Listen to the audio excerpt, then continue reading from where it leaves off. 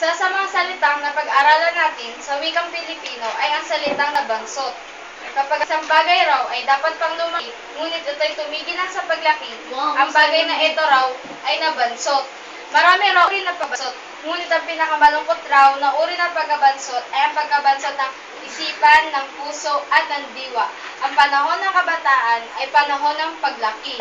Ngunit ang ating paglaki ay kailangang paglaki at pag-unlad ng ating buong katauhan, hindi lamang ng ating sukat at timbang.